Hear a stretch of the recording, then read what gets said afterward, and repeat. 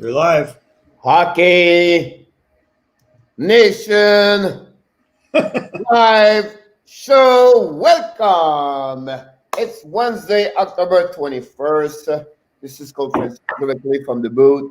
And we have Michael Devillano directly from the West Coast. Good morning, Michael. It's 8 a.m. over there on the West Coast right now. Ready to rock as usual. Talk some hockey. Here we go. Hockey Nation fans, welcome to another great daily show. Every day we are showing up here between 11 a.m. to 12 p.m.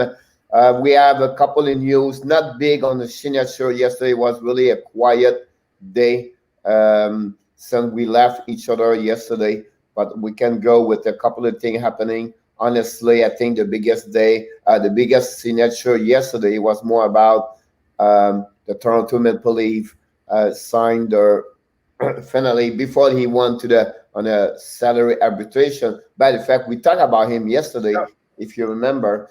We talked about Alien McInniff, a 2 years contract, 3.29, 1.645, 26 years old. Honestly, he's the second year in the NHL. For the upcoming season, prior with KHL came like 2 years ago. We talk about, I think that the league was request $1 million. If I can remember, it was about $3 million for 2.8, yeah. Right? It was $1 million for the Leafs and 2.87. So he got $1.645 million per 2 years. Again. Wait, no, he got 1.6 times 2 years, right? Yeah. Oh, so it's 3.2 million. Yeah, 3.2 for a period of 2 years. That's make now Toronto. That's a situation where it's a bit, caution because the salary cap is about $329. I think they have the space is about $329, and they still have two players to sign as a RFA. And the most important thing is Dermott. Yeah, Dermott. So they've qualified him. They just don't have a contract. We've seen them do this in the past. So they're a weird group, right? This is where the cap doesn't benefit them because they could spend $120 million and they'd still be profitable, on their payroll. There maybe more than that. It might be 160 because they have just so much more revenue in the local contract and their arena and their everything else, right? So they're always pushing the cap because they're not worried about money, but they'll juggle these players. What'll be interesting to me to see is, I don't understand the VC signing. You could have avoided that. I don't understand, to your point. I mean, I get needing Spezza and Thornton just because neither one of those guys is gonna be full time, but there's 1.5 for one guy, essentially. If they split time, right, which may not be the way they do it. So it's going to be weird. I don't know. I think, do you see a eventual move with Nylander? I don't know. I mean, I believe Toronto is not done yet. I believe they cannot lose McDonough, right? McDermott? No, they won't. Not lose him. So I believe the next player can leave right now. It's more probably I believe it's more Kerfoot. That would make. I was going to say he didn't really get the offense. His offensive production has dropped every year. He's only 3 years into the NHL, but he only had 9 goals last year. He had 15 the year before. I think he had 20 or something, or 18 the year before that. So he makes a lot of sense for me. If Mikheyev and the new guy, the Barbanov, the other Russian guy they signed, and you're still burying Pierre Engvall at this point. So I could see where they move a McDermott. They don't really need him. They have.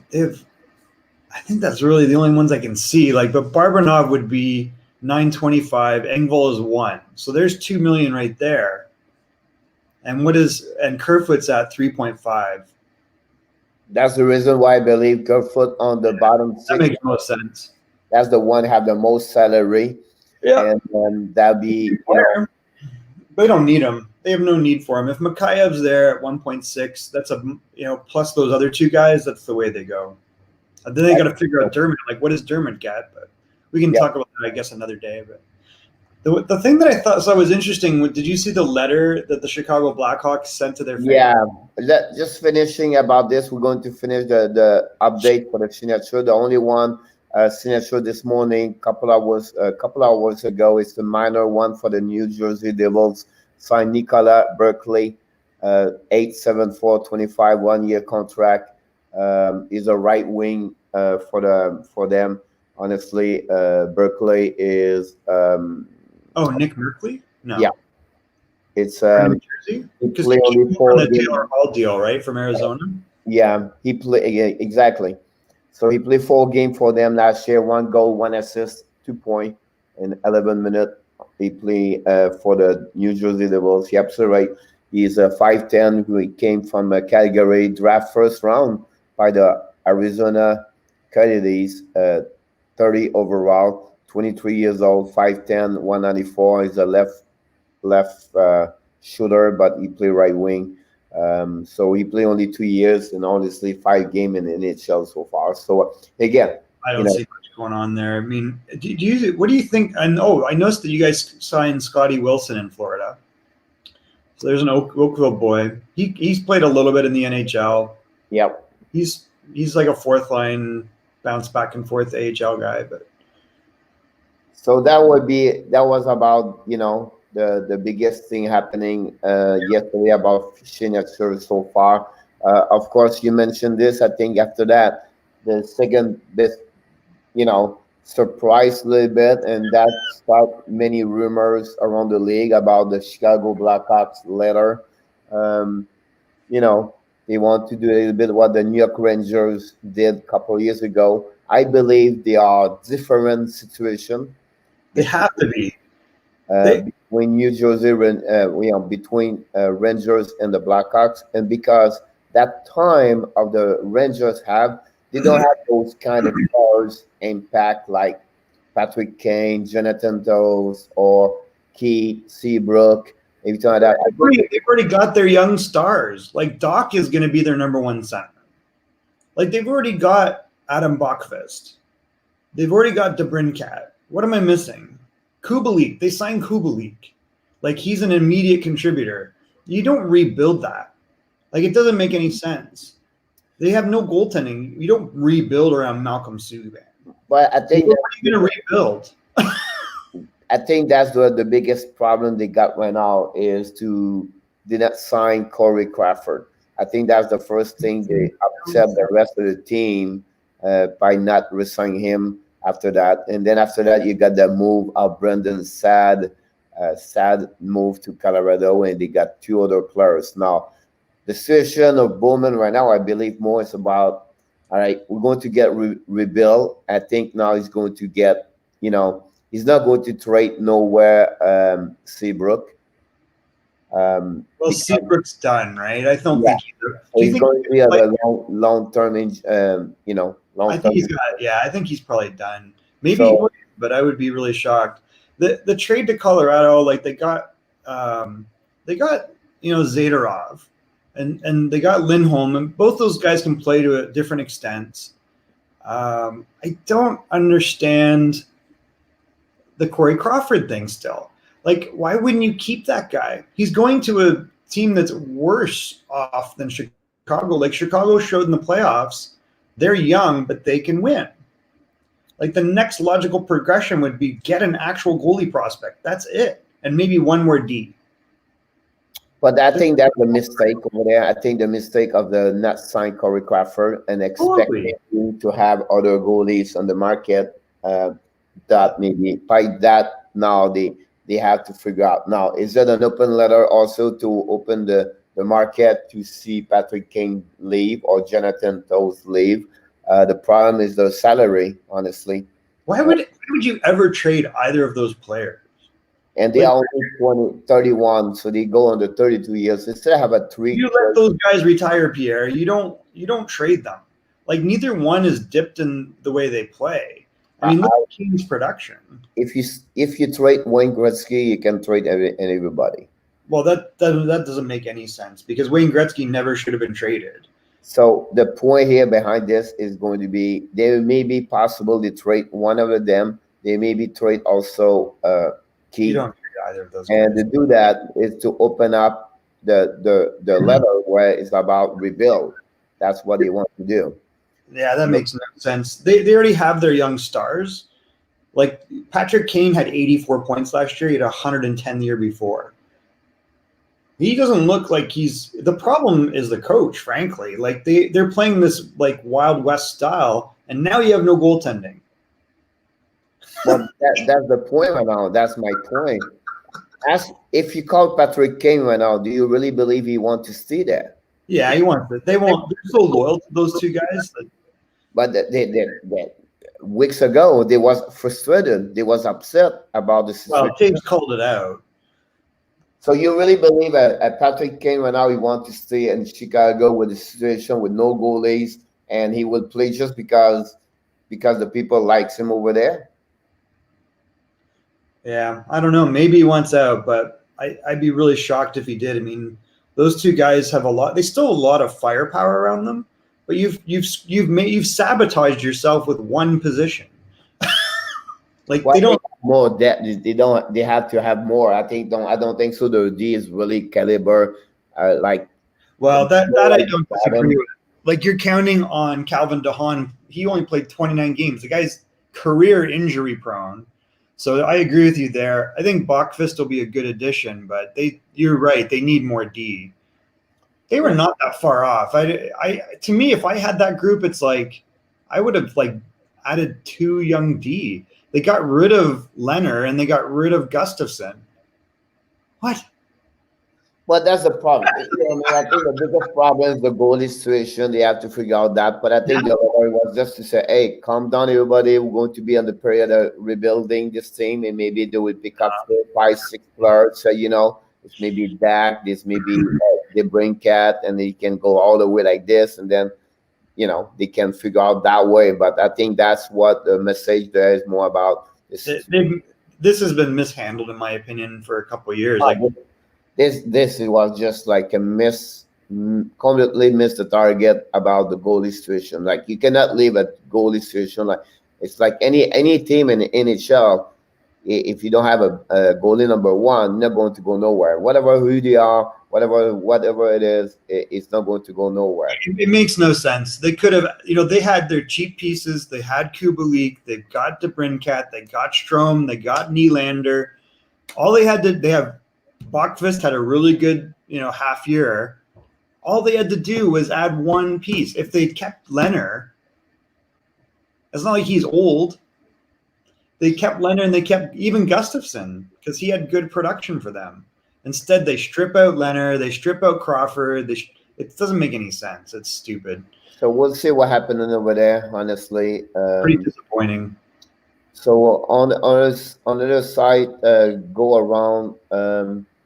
When we talk about the Nashville Predator, we didn't mention him yesterday, but signed the forward Ram Pitlick to the 1-year contract, 1 year, but a 2-way contract. So that's a minor there. Mention about the news I mentioned to you. I forgot to tell you about the total amount is a 371.63 and the salary cap space with 21 players for Toronto. And they have to sign Travis Dermott and Joey Anderson. Yeah, you're less worried about Anderson. Dermott is going to get some decent money, I would think. No, but I think they have to respect 23 players. They have to what? They have the rules. They cannot have like 19 players and get the cap. So they have to have they have a restriction to sign at least 23 players. Right. Yeah. They need 23 contracts. Yeah. So exactly. Sure. But I think you're right. I think they're going to have to do something. They've already seen they've moved out their whole third line. They moved out Kapanen. They moved out Johansson. They'll move out Kerfoot. Yeah. Talking about news around the league and around the world Junior schedule start honestly Friday, December 25th with 3 games: Slovakia, Switzerland, Finland, Germany, and US versus Russia. It's going to be at the Edmonton at the Roger Place. No fans attendance, and will run from December 25th to January 5th. So it's going to be like another one World Junior. I think it'll be great time because I don't think the hockey will be open up at that moment. Talking about open up hockey, the AHL, they are scheduled to start December 4th, I believe, but they are thinking now to push back later because the increasing of the COVID-19 around.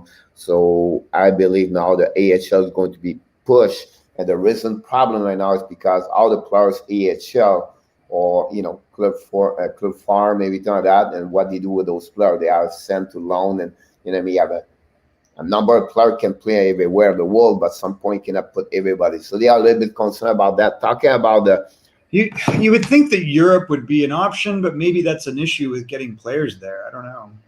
Yeah, but they have a different league. They have a limit of end part players, so that doesn't make sense. So they have different. They cannot get 12 players from Providence Bruins. You know what I mean? So it's not easy to do that.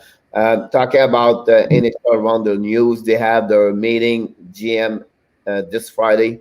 Or usually, like every year, they were usually at Boca Raton here in Florida, but unfortunately, with the situation, everybody is going to be on their office.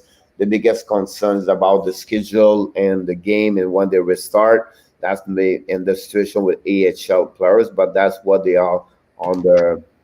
The most of the thing, they already have some discussion between the NPHA and the NHLPA and also the NHL people, but still figure out, more deeper now when they restart, everything like that. I think for me now with the situation, COVID is going to be worse in December. I believe this league is going to be pushed maybe at the end of January, maybe in February. That's my expectation. I would be shocked if they don't do some modified bubble scenario. Again, 3 weeks ago, we said to you, I don't think so. They would be back at the bubble, but they would now maybe have something different because we're going to be at the next 3 months, or maybe the worst of the COVID-19 in USA. So we're going to be worse in March. So what they do, you know what I mean? They're not going to push it out to March, though, I wouldn't think, but maybe they do. I could see where they create bubbles of teams. You know what I mean? It's like, here's a 30-day bubble. And do they get permission to go between bubbles? Yeah, that's one option. Between that, again, the questions about how we go in. Everybody start to restart right now sport area like football and soccer, baseball. Yesterday, the first time 11,000 people in the stadium. The college bring people. Some NHL, NFL players bring fans now in the stadium, and then the elections coming in November. What could turn around? Maybe someone show up now, president, and shut down everybody to be every 52 states. So you have a lot of things going on around, and everything's possible, honestly. So we have to be curious about what could happen. Nothing changed now. The UFA players is very quiet. We know situation with already spoke about Mike Hoffman and then Eric Orlov, Michael Granlund. And this not going to change a lot. I don't expect someone sign right now until the situations going on around the league. And the reason why, being honest with you, is all about because now they don't know how many games, they don't know what could happen. Now this week's more about arbitration. I'm very curious about what Connor Brown's going to get for Ottawa. What were the offers? It was 4.2 versus 225. He'll end up at 3 or something, like 3.5. He's a good player. Yep. Yeah, the number is there, and they need him, and they need him in the lineup. He's a top 6 player for them, so it'll be interesting about that one over there. Otherwise,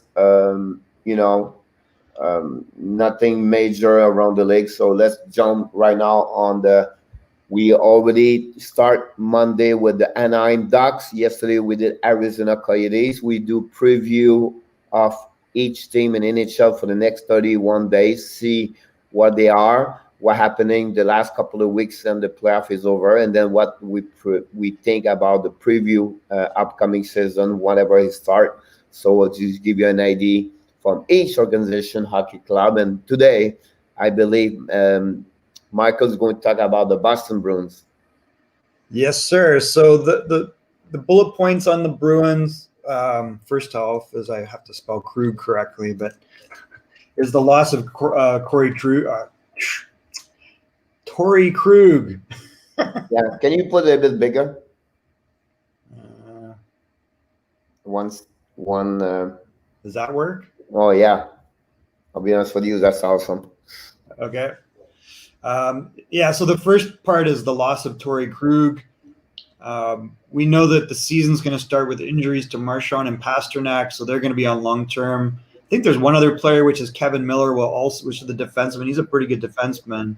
I think he starts on long-term injury as well as what they're projecting. Tuukka Rask is kind of a bit of a wild card, but I have to assume they're going to, not do anything there. We saw where he opted out of the bubble for family reasons and left the playoffs. He obviously wasn't playing amazing, but it would have really helped to have him. So I think that kind of sabotaged their chances of doing anything. And Halak carried the weight, but we see what Halak is. He's a really good backup at this point. We're waiting to see what happens with Chara. My assumption is he will continue to play and will have a favorable contract to the team. I like the signing of Craig Smith. He's a consistent offensive producer and talented. He can play pretty much all three forward positions. They have one really important RFA, which is Jake DeBrusk. And I don't know if there's anyone else that you can think of. I think he's going to be, Greg Smith, the top nine. A little bit what Charlie Coy bring to the Boston Bruins and he left Minnesota.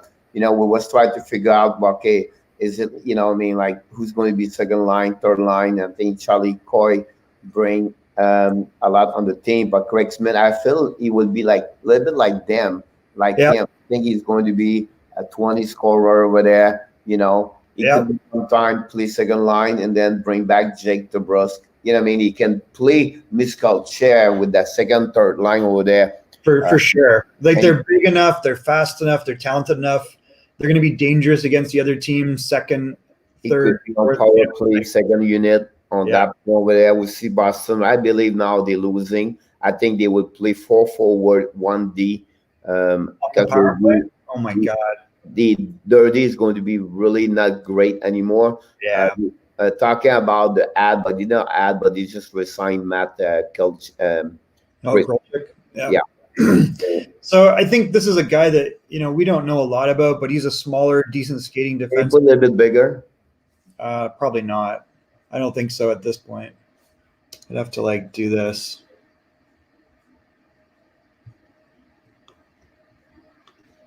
That's the only way I can make it bigger. Okay, that's good. So, I think on forwards, they do have good forward depth. Bjork is up and coming. Andre Cash can score. That's a mistake. I believe they create a mistake at the update. They bring him over there, didn't produce not much over there. Hey, they gave a first-round pick 2020 for him. So a little bit that's a lot. That's a lot for him. Honestly, I didn't see him a lot during the playoff. He's a talented player. He can score. So I don't know what happened on the move over. Maybe there was just such a difference in style, but he should be a top 6 there. And worst case, I don't say he's not he's only 24 years old. He's a right wings, and I was expect more from him when he came. For sure, yeah. I don't say. I just for a first round pick. I think it was a lot to give to him. I think their logic is it's a late first, and what they were going to get would not be better than Andre, and he just really blossomed, in the last year and a half. So I guess we'll see. If he doesn't produce the way he was producing before, then for sure it's a mistake. His contract is favorable if he's an 18-20 goal guy, but he is restricted coming up, so they still have rights over him. Andre Bjork's a real talented U.S. player. He is an effective third-line guy at this point that could probably flex up to the second at some point. We've talked about Craig Smith and Charlie Coyle and how important they are. We got Patrice Bergeron and Krejci, and then we have to see the re-signing of Jake DeBrusk, and then you add in Pasternak and Marchand, and they're pretty good. If you add in Kevin Miller and then Zdeno Chara to the defense, they're still very deep. You can see where they're going to rely more on Charlie McAvoy going forward. Brandon Carlo is an excellent defenseman, top 4 probably. John Moore, we know, is capable of playing 5'6". He's a big guy that skates really well, not going to give you a lot of points. Veteran NHLer. I think how I analyze this part, right? If you like about this, who's the top defenseman number 1? It's definitely McAvoy. I mean, he's really capable of doing that. Right. For me, right now, they don't have a defense number 2. I agree. Right? So I think if they're counting on Grelchik or even Carlo, that's not really. And I will be honest with you, I don't see Moore as a 3. I see more Carlo as a 4. 5'6". Moore is a 5'6". So I believe that you can go with Moore, Clifton, and Lauzon and Miller. They are all 5 and 6 on my book. Miller, if he's healthy, is a top 4, but is he healthy? And I don't know if you're going to get a full season out of him. But if he was 4, he's not 3, and Carlo is not. He's definitely not a 2, and definitely not a 3. So Grelchik is on the wrong chair right now because now he become number 2 for sure. Right. So that's a situation where you can send off. Shara can come back there. Right? They need one number 2 anymore. It's more like 4 for sure. Right? And 5 maybe, but again, it's just like we just play with that part over there. And then if you can look about on the top, their 4-6 is pretty good, and it starts to be a little bit harder on the top 9 after that. They definitely have a problem in a sense, like where they need, I get if you add in Chara, but he's going to play 5'6". You add in Miller, he's at best a 4. So if they're counting on Grelchik, I would, and I don't know how good Lauzon is. Like, how ready is he to play top 4? Like, I don't think that either of those guys is a long-term solution. They have obviously great depth down the middle, which really helps the defenseman down low. Like, you're never going to have Bergeron and Krejci on any other team. Like, if anyone's going to have support back there, it's Boston. However, to your point, they need another D, in my opinion. 2. Probably 2. Like, you know what I mean? Like, the 2 should be good. The 2, that's great. Like, if they had, Grelchik, you're going to, if you move Grelchik down 1 and you had a legit number 2 defenseman here, then they'd be okay. Oh, like, yeah. On the board you have right now, Krejci have to be down number 3 on the second pair. Exactly. Right? And then you get that kind of player over there. Now, on the forward, you need Torrey Krug. Yeah, on the forward, I'm not sold on Case right now, and I'm not sold on Zborg. This guy, he's very good. So this guy will be a question, right? It's like if he doesn't produce, then they blew a first-round pick. Which now they have to bring Craig Smith up on that one. He's totally capable of doing that. Like Craig Smith, I think, is often buried on the third line in Nashville needlessly. Yeah. Like they just get comfortable with him on the third line, and he can play power play. He's a good 200-foot player, and he's got talent. Yeah, the one you forgot to mention is they lost also a Joachim Nordstrom a couple of days ago, signed with the Calgary Flames. Yeah. So he was on the part of on the depth chart right now. He will be 3rd or 4th. He was play more sometime 3rd because I think the 4.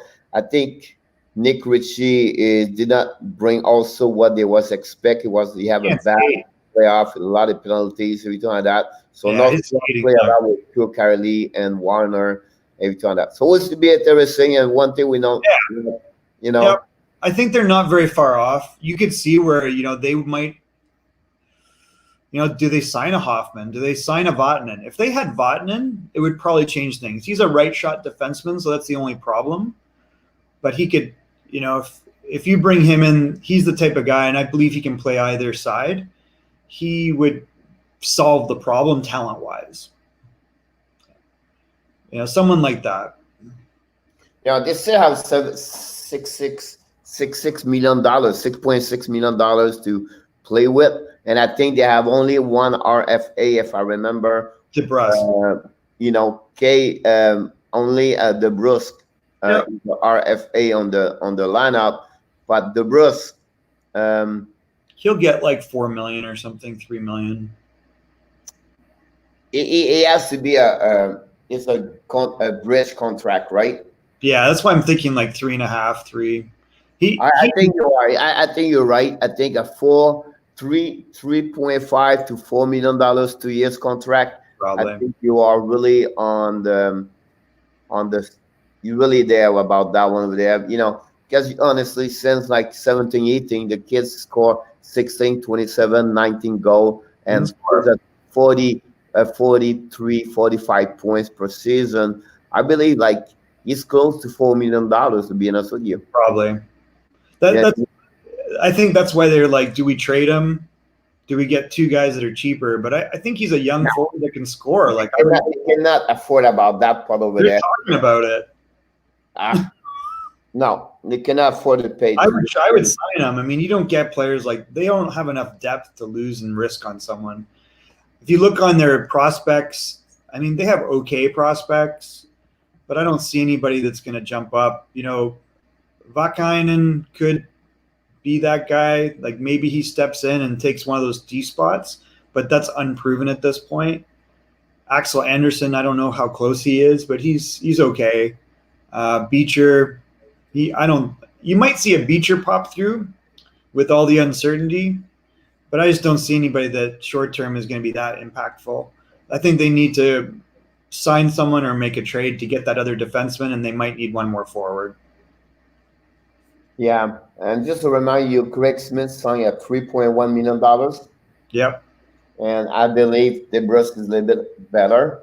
Sure. Right, younger, maybe doing that. So I think he's more like 3.5 to $4 million, and maybe push him to for 3 years. About that one over there. So I agree.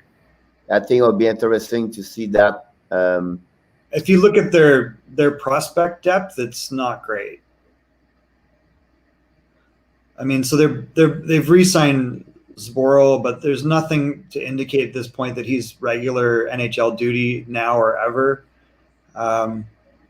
Senyshyn is what he is, They signed Kuhlman, so I'm assuming that they're going to give him a bigger role, or the hope is that this guy pops through, right? Vakanayan was a high draft pick. He's still young.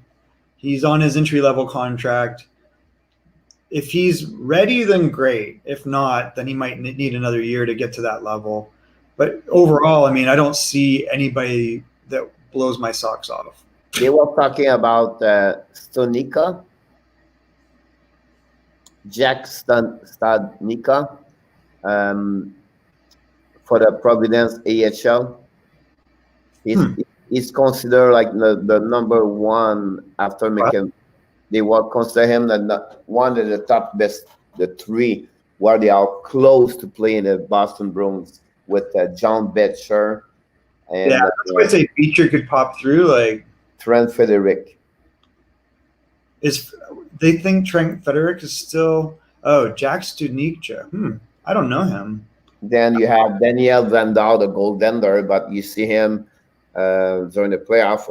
Yeah, he's not. You know what? Actually, he's got potential. He looks pretty good. 6'5", he's 185. Yeah. He's a 97, 20, 23, 24 right now. Yeah, I like him.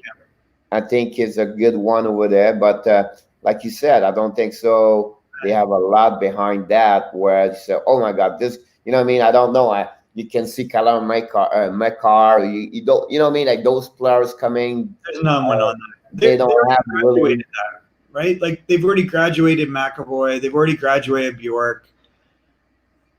And when this year during the 30-30, they didn't have no first round pick. They have to go only to 58 when they got Mason Lowery, defenseman. They was the first one really. They got him over there. And then the 89, it was Trevor Contar. So the bank of the draft was limited, and that's happened a lot when you're successful team, because you really try to get an update at the deadline, in February usually. So you try to get 1-2 players. So you're thinking, remember, like a couple of months ago, Boston Bruins was the number one in the standing. Totally. That's why, like, I don't think they're going to drop very much. It will hurt them losing Krug. They'll figure out some way to plug that left side on the defense. They're not going to go in as they are, I don't think. To me, I don't know the Studnicka guy in AHL. He played in Oshawa, I think, in the OHL, but I honestly haven't seen him play. Beecher, I think, has real potential, but he's 6'3". He's a big guy, can skate. He's at the University of Michigan, so I just think he's going to take some more time. Yeah, I agree with you. I don't see him popping through yet, but maybe we get surprised, Yeah. But I think their real hope is let's sign DeBrusk. Let's find a way to get another defenseman like a Vatanen in to plug the hole for a couple years or a year and hope they're healthy. Yeah. It's funny, like I thought maybe at some point Axel Anderson is going to be one, maybe. Might be. You know what I mean? And then I don't know, like we talk about Studnicka, and then we talk about Van Keninen, to 2018 overall in 2017. He played already 7 games in NHL, but I think none of them. I think Vakanainen is closer than Anderson at this point. Anderson's like a smaller Torrey Krug D again. He's like 5'10". He can skate. I'm not sure if he's going to play in Sweden again. And I think he's probably at least a year away. Actually, he's probably playing in Sweden right now. And then Vakanainen, though, I think has potential to come over. Like he already got his, he's played 2 seasons in Providence. He's decent size. He's a good skater. He could be a real efficient player. He's just a 99 birth year. So he could plug a hole that we're not looking at on the depth chart. But is he in top 4? I would be really surprised. He's not like an offensive guy. Yeah, but you think about this, like, the hockey draft is not a sense, but you think about Boston since like 2015, that year they have they have 6 pick on the first two rounds, like 3 and number 1, 3 number 2, and the 6th one they got only Carlo and DeBrusk play NHL like regular, like a really solid player, everything like that. So yeah, they did not do well on the with so this is like famous because they passed on with these first 3 picks. They passed on Matthew Barzal, right? And I think at the time they had moved out. I don't know if this was the Dougie Hamilton move, where they moved out Hamilton, got the extra pick, and I just don't. It's still affecting them to this day, right? Because they picked 2 players that were not on anybody's radar at that point, whereas everyone was waiting, a pick later after Senyshyn, who will never play probably in the NHL regularly. Right? Like. On the flip side, in 2014, they did very well with Pastrnak, Donato, Ainen, and those York. And those over there. You know what I mean? Like I said, the other one I forgot here is in 2015 they drafted after Forsbacka Karlsson, who's actually not bad. He could probably play. Jeremy Lauzon, and they drafted the goalie you mentioned, Daniel Vladar. Yep. So it was probably overall a pretty good, like getting Carlo makes up for the Senyshyn and Zboril picks. And Zboril might still play a 5'6" in the NHL. Like he's a decent skater. He's an OKD. He's not going to be a top 4 though. No, but again, they have 10-round pick on that one over there. You mentioned about, like 5'6" playing NHL. But again, it's not easy. It takes time. You have to be patient. But Boston, the last since 2018, they got only about 3, 5, 6 pick per year. This year 4. Last season 5. The year prior it's 5, and then you have to go to 17 before you get 6 pick. Totally. So what I mean, like sometime I'm gonna add one slide here just to illustrate this, which I think this is really important because that was the year they had, it was the McDavid draft. And if you look at, everything here is kind of panned out, right? Can you go growing? We cannot see. Yep. So you look like Connor McDavid, Eichel, obvious first two picks. Strome was a little bit of a miss, but he's a regular NHLer. Mitch Marner obviously was great at 4. Hanfin is maybe not justifying 5, and Zach is definitely not 6. Provorov, probably should have been up there, and Werenski. Myers, like a number 1 first line player. Rantanen is one of the best players in the game. Krause has turned out to a decent player. Gurionov, we know what he's turned into, which is a real good forward. And then you've got these guys. So DeBrusk is panned out, but then look at the next 3 players. Barzal. Yeah, again, like I said to you, it's like you can blame, but at the end of the day, draft is very hard.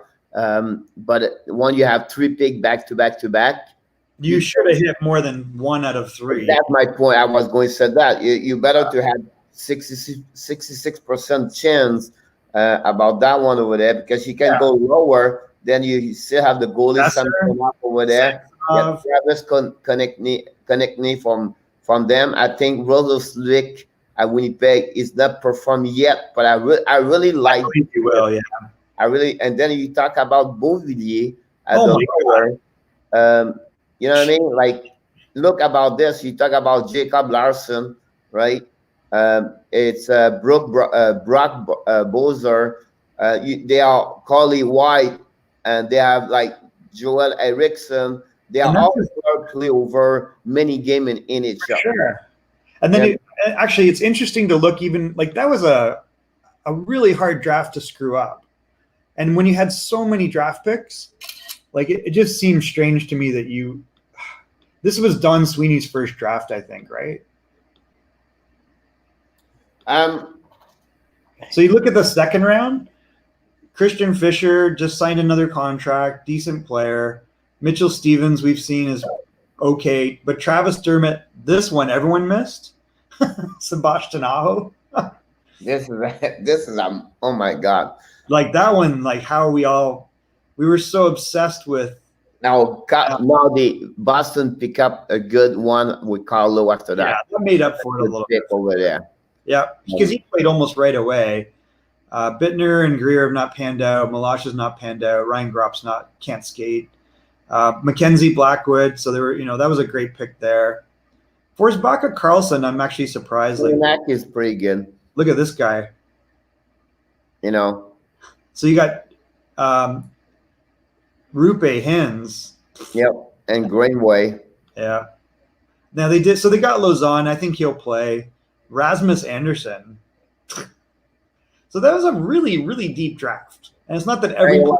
It was a good draft on that one here. Yeah. So to miss on, like, even at the time when they picked them, people were like, okay, you passed on Kyle Connor, you passed on Barzal. But again, like I said, at the time, though, even people were like, one, I'm gonna go with you. You know what I mean? It's not easy, right? You maybe said take a chance, like let's go try one. But when you miss 2 like this, it doesn't make sense. That's a hard. So nobody had secession until the second round. Not one team. You know what I mean? Like I said, a draft is not easy. It's not a sense. But my point to you is, if they pick right now, worst case, don't pick Barzal, right? Let's go with Kyle Connor. Oh yeah, Boser. You know what I mean? We can go second, right? Or Brooke Boser right now. They are right now, both of them on the top 6. Beauvillier. Right? So they are right now. So imagine right now their top 6 with what they have with those picks. So you said to me, sometimes we say, oh yeah, that's not a big deal. But when you create a mistake like that, that year later, that's what's oh my God. Totally. We maybe screw maybe a couple of years with organization because of that part. So in 2 rounds, Pierre, they had 6 draft picks. Yeah. And again, it's not like, negative here, because all the team shows the importance of those picks. If you look at, you can go with Detroit with their pick there. Right now, he only played 20 games. You can go with, like you can go like like this but if you think about everything on that lineup there, the worst is 13 or 15. It's the same team. Totally. And to your point, I still really like Svechnikov, but it's hurt them that he hasn't come through. Like, I think he will eventually. Now, whether they give him that chance, I mean, they've loaded up on old guys. He's totally capable of probably being better than, but again, this goalie, like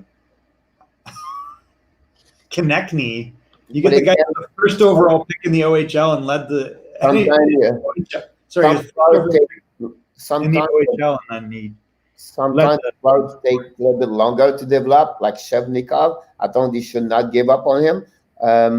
I think they should wait. Samsonov, it was just the traffic was too loud in front of him right now, right? So because when he got drafted, remember it was Gruber was there and Old B was there. Yeah, for Washington, for sure. Yeah. But he was young. He needed 2 or 3 years. Exactly, a bit like a star. Night. I have a group with someone, and was talking about the coach. He showed a lot of stuff about the NTBD from the U.S. development, Hughes and Cofield and Bitcher and those players. Like, oh my God, they was like packed, unbelievable. That Team USA that year. Best ever, maybe. Alex Turcotte, you know what I mean? I thought that moment before that, I thought the Matthews year was the best one. It might be. Werenski, right? It's probably better. But when you look now with Hughes, Cofield, and Turcotte, everything like that, the only thing that's wrong we said to you is, as a team together, that year is better. As an individual players, McIntyre, Werenski, Matthews, they are a little bit more, maybe did. Oh, right. That's why I still think that the Matthews year was still the best, maybe. Yeah. Those guys are pro bodies. McAvoy, Kachuk, Matthews. And then you look, Luke Kunin, Colin White's a regular in Ottawa, Clayton Keller. So those guys for sure. It was fun to have that conversation with that. So and Roslovic still, you can't discount him. I still, to your point, I think if he went to Boston. Yeah, you're right. That would be a great fit. Absolutely about that one over there. Although he is a centerman, so that might be tough, but yeah. Even Jeremy Bracco was on that team. That's why I like the signing of Carolina. I think Bracco can play. I mean, there was not Jeremy Bracco, not my favorite style of player, but if you like, a skilled winger that can set up and score a little bit. Yeah, I'm just finishing with two things. The Pittsburgh Penguins just loaned the defenseman Cam Lee to HC Slovan Bratislava for the Slovak League until the NHL start. Honestly, he's at Western Michigan University last season, 3 goals, 18 assists, 26 games. And then the funny thing about that one, it's not funny, but if you don't know about that, they have a team in Liga. It's called the GPY, the Jyväskylä or Jyväskylä. They laid off the head coach Pekka Tukonen and assistant coach Ari Santanen until the end of December due to financial issues caused by the COVID-19. So their assistant coach Jukan Vermanen and Jaakko Riatiata and the development coach Jussi Tupamäki will be the overcoaching duty and the interim to save more money for the rest of the year. Wow. Fun fact. The pick you talked about in the AHL for Boston, Jack Studnicka. Yep. Do you know how they acquired that draft pick? What do you mean? So Boston, he was a second-round draft pick that came from Edmonton. They traded to get Peter Chiarelli. Oh, yeah, it was a part of that deal over there when they got that part. So, man, Edmonton got ripped off on that all the way around. That's another one. You have a difficult time in Edmonton. The only thing Boston do well, I believe, they are not scared to trade their players. No, they're not. They Dougie are not scared. You know what I mean? You can go with many players like Joe Thornton. You can go all the way with the big star. They not worry about trade their player. That's something Boston always been compared to many other organizations. That is very true. Yep. So, anything else before we close the show today? No, great show. Good job. Yes, great job today. And tomorrow we're going, I believe, with the Buffalo Sabres. Buffalo Sabres. I'm And excited. I believe they are maybe one of the top best 5 team become better since the end of the season with Absolutely. And you looked at that lineup. I'm really excited to look at that lineup because they're legit. The only problem there is the owners, but that's another subject. Oh, Pagulas? Yeah. But the only thing they do well, they do very well with the program Penn State. They give a lot of money to they pay everything for the Penn State organization about the hockey program over there. Kim Pagula's done a lot for women's hockey. Yep. She's an aggressive woman entrepreneur. Yeah. You know what I mean? They are part of the Korean, hard-charging, typical Korean lady who's like smart and works her ass off. But what's interesting to me is the best food in the NHL, I believe, is in Buffalo.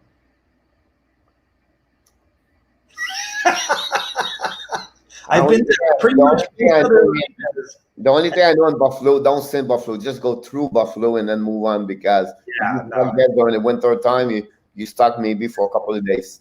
So, but that arena is an amazing arena, and I don't know what it is, but the quality of the food at that arena is better than any arena I've been in. All right, Michael, thank you so much, Hockey Nation fan. Thanks to be here with us today. We had another great show, and we're going back tomorrow, Thursday, October 22nd, for 11 a.m. Eastern Time. Thanks, everybody. Have a great one.